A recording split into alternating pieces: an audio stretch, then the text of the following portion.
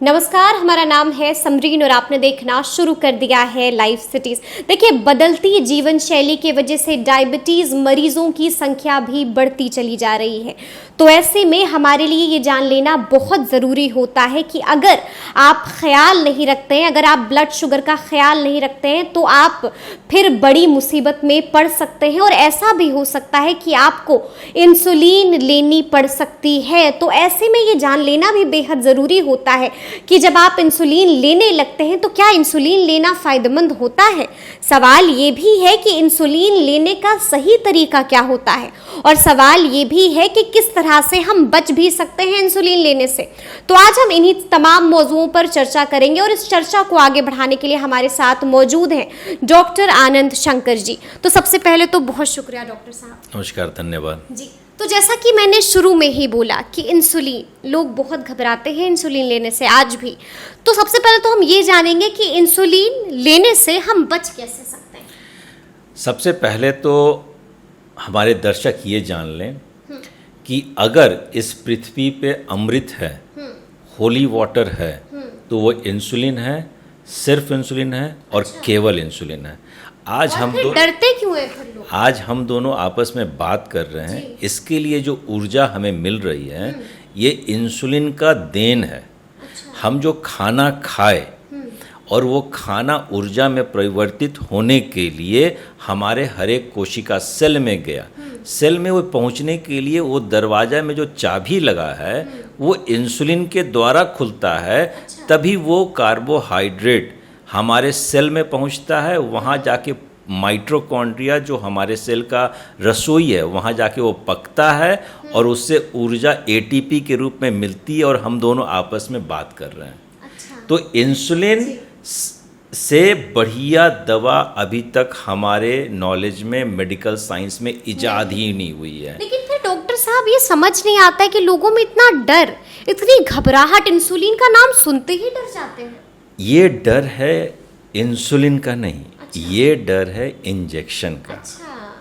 ये इंसुलिन इतना प्योर है कि इसको हम टैबलेट में या कैप्सूल में या सिरप में नहीं दे सकते हैं।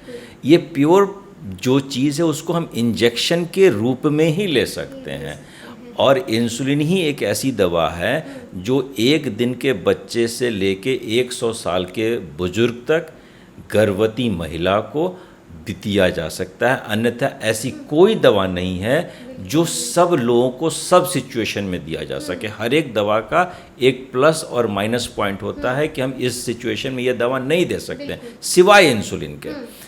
इंसुलिन को हम इंजेक्शन के रूप में लेते हैं। पहले जो इंजेक्शन आता था वो मोटी सुइयों से आता था और उससे दर्द होता था। इसे हमारे बड़े बुजुर्ग जो थे वो कहते थे इंसुलिन नहीं लगाना क्योंकि उससे दर्द होता है। अब जो इंसुलिन का इंजेक्शन आता है वो 32 और 33 गेज निडल का आता है। मतलब जितना डंक मच्छर के मारने का लगेगा उतना ही इंसुलिन के सुई का लगेगा। और इंसुलिन लेने से कभी नहीं घबराएं क्योंकि हमारा शरीर इंसुलिन 24 घंटा बनाता है। दवा का साइड इफ़ेक्ट हो सकता है, इंसुलिन का कोई साइड इफ़ेक्ट नहीं है, कोई साइड इफ़ेक्ट नहीं है। अब है कि अगर हमारे शरीर में प्रचुर मात्रा में इंसुलिन नहीं बन रही है तो कोई भी शुगर की गोली काम नहीं करेगी। जितनी भी शुगर की गोलियां हैं हमारे शरीर में अगर इंसुलिन है तभी वो शुगर कंट्रोल कर सकती है। अगर इंसुलिन हमारा शरीर नहीं बना रहा है, हम कितनी भी गोलियां ले लें शुगर कंट्रोल नहीं होगा। और ये मुख्य कारण होता है इंसुलिन से बचते बचते गोली के अंतिम पड़ाव तक पहुंचने का। और अगर हम इंसुलिन डॉक्टर शुरू करते हैं तो वो लगता है कि अब आखिरी हो गया। ये आखिरी नहीं हुआ, हमने देर कर दी। अच्छा, ये बहुत बड़ी बात बता रहे हैं आप डॉक्टर साहब।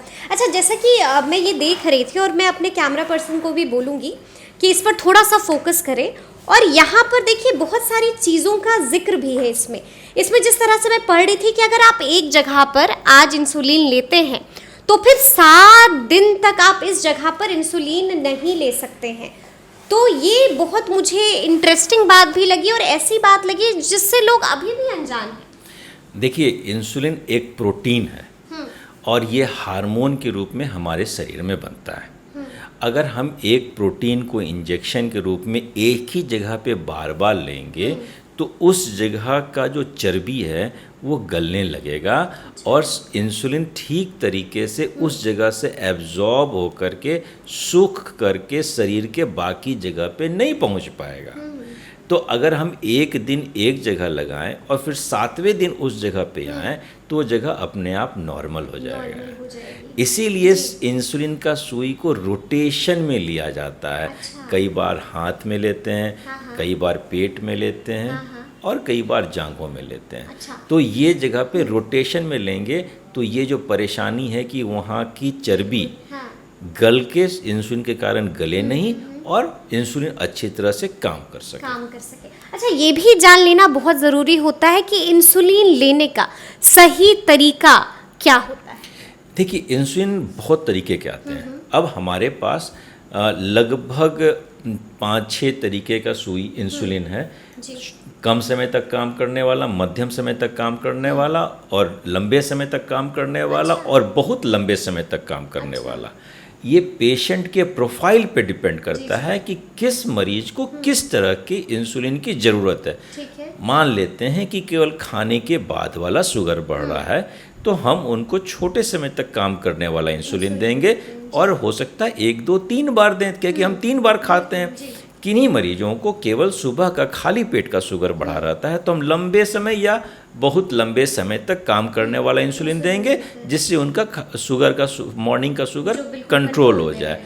कई मरीजों को दोनों शुगर बढ़ा रहता है तो हम इसमें कॉम्बिनेशन ऑफ इंसुलिन देते हैं। अब हमारे पास मिक्सचर ऑफ इंसुलिन भी 3-4 तरीके के हैं जो अलग अलग मरीजों को दिन में 1 बार या 2 बार दिया जा सकता है। अब इंसुलिन का नापने का जो पैमाना है ये यूनिट में आता है, इंटरनेशनल यूनिट कहते हैं उसको, IU कहते हैं, उसको ml में नहीं नापते हैं। तो वो यूनिट जो है वो डिपेंड करता है कि मरीज का शुगर कितना है और उनकी शुगर कंट्रोल करने की जो सीमाएं हैं उसमें कितनी इंसुलिन की ज़रूरत है। तो ये ट्राई एंड एरर मेथड है। हम एक इंसुलिन का डोज देते हैं, फिर उसको 2 या 3 या 4 दिन के बाद टेस्ट करके देखते हैं और फिर उस डोज को उसी प्रोपोर्शनेट में बढ़ाते हैं या घटाते हैं उनके शुगर को कंट्रोल करने के। 2 और सवाल है मेरे इसी में। एक तो मैं जब ये पढ़ रही थी, ये जब मैंने पढ़ा तो मैंने देखा कि जब आप इंसुलिन लेते हैं तो आपको ख्याल रखना है कि 4 सेंटीमीटर की दूरी होनी चाहिए। मतलब ये मुझे कुछ जी एक्चुअली जो हमारा नेवल है, जो नाभि है, उसके चारों तरफ हम इंसुलिन ले सकते हैं। नाभि के पास में नहीं लेते हैं क्योंकि हमारी मांसपेशियों को वो वहाँ पे संकुचित हो जाती है। माने वहाँ पे आकर के वो एक तरह से मिल रही होती है। हम चाहते हैं ऐसी जगह पे इंसुलिन लेना जहाँ से इंसुलिन आसानी से सोख लिया जाए शरीर में। अगर संकुचित जगह पे लेंगे तो हो सकता है कि नहीं सोखा जा पाए, इसीलिए हम ऐसे मसल्स के सबक्यूटेनियस टिश्यू में लेते हैं, जैसे कि बाँह में लेते हैं या जांघों में सामने लेते हैं या पेट के सामने लेते हैं। पेट में जब हम इंसुलिन लेते हैं तो ख्याल रखना है कि 4 नाभि से 4 अंगुल दाएं बाएं या ऊपर नीचे। अच्छा, 4 अंगुल दाएं बाएं या 4 अंगुल से आप ये अंदाजन हम लोग बता सकते हैं कि ये आप कहे कि सेंटीमीटर मीटर लगे तो कोई तो आपको ऐसा चीज़ बताना पड़ेगा जो मरीज के पास हमेशा है। तो ये रफ मेजरमेंट है कि इसके हिसाब से हम इसको रोटेट कर सकते हैं। और एक आखिरी सवाल मेरा कि जब हम इंसुलिन लेते हैं तो क्या उस वक्त भूखे हों तो इंसुलिन फायदेमंद होती है या फिर नहीं? हमारे पास 2 अलग अलग तरह के इंसुलिन होते हैं। एक है जो खाने के साथ लेने वाला होता है और एक है जो फिक्स टाइम में लेने होता है जिसको खाने से कोई मतलब नहीं है।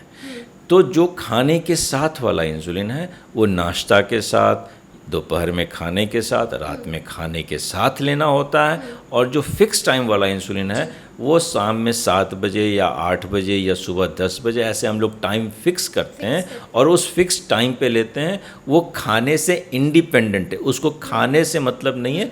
अगर कोई खा रहा है उसके साथ तो उसमें कोई हर्ज नहीं है। तो सुना आपने, देखिए डॉक्टर साहब ने बहुत तफसील से समझाया है, बहुत कुछ बताया है और साफ कहा है कि देखिए इंसुलिन का नाम सुन के आपको डरने की, आपको खौफ में आने की, आपको किसी भी तरह से परेशान होने की कोई ज़रूरत नहीं है। और इंसुलिन कितना फ़ायदेमंद है और इंसुलिन के क्या क्या फ़ायदे हैं, इंसुलिन लेने का तरीका क्या है, सब कुछ बता रहे हैं डॉक्टर साहब। तो ये पूरी बातचीत आपको कैसी लगी है कमेंट करके हमें ज़रूर बताइएगा। तो इस तरह के तमाम अपडेट्स के लिए ऐसे ही हमारे साथ बने रहिएगा और देखते रहिएगा लाइव सिटी। शुक्रिया।